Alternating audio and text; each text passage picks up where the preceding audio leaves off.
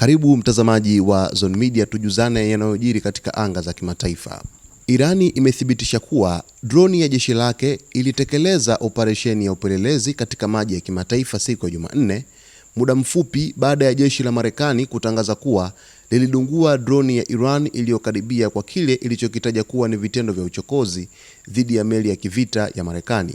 Kwa mujibu wa shirika la habari la Fars likinukuu vyanzo visivyotajwa majina, droni hiyo ilifanikiwa kufuatilia harakati za kijeshi katika maeneo yaliyo karibu na Iran na kutuma taarifa kwa vituo vya ardhini kwa wakati halisi.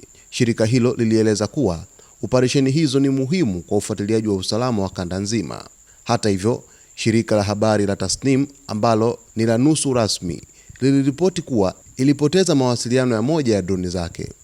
Chanzo cha tukio hilo kimesema uchunguzi unaendelea na matokeo yatatangazwa baada ya chanzo cha tatizo kubainika.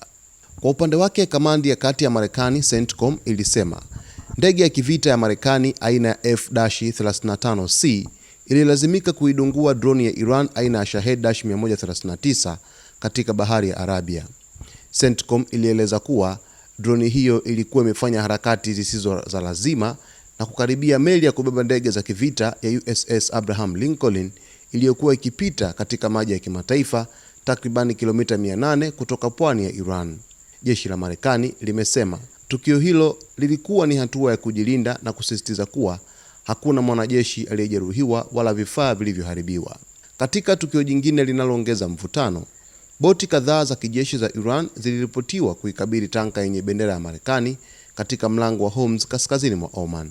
Kwa mujibu wa kampuni ya usalama ya majini ya Vanguard, boti hizo ziliagiza tanka hiyo Stena Imperative isimamishe injini na ijiandae kwa ukaguzi. Hata hivyo, tanka hiyo iliongeza mwendo na kuendelea na safari yake huku ikisindikizwa na meli ya kivita ya Marekani. Vanguard ilibainisha kuwa tanka hiyo haikuingia katika maji ya ndani ya Iran. Kwa upande wa Iran, shirika la Fars lilinukuu maafisa wa Iran wakisema kuwa chombo kimoja cha baharini kiliingia katika maji ya Iran bila vibali vya kisheria, kikaonywa na baadaye kikaondoka katika eneo hilo. Matukio haya yanajiri wakati kukiwa na wasiwasi mkubwa wa kiusalama katika Ghuba ya Arabia na mlango wa Hormuz, eneo muhimu kwa usafirishaji wa mafuta duniani.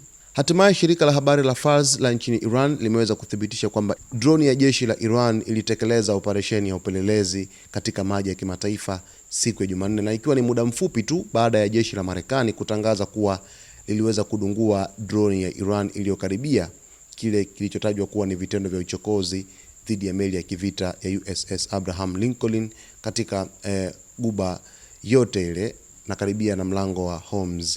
Sasa taarifa hii imethibitishwa kutoka Iran kwamba waliweza kufanikisha upelelezi huo, lakini Marekani walisema kwamba wao walifanikiwa kuweza kuidungua drone hiyo. Mtazamaji wetu, tutazidi kuweza kufuatilia zaidi ili kuweza kukujuza yote ambayo yanajiri huko kimataifa.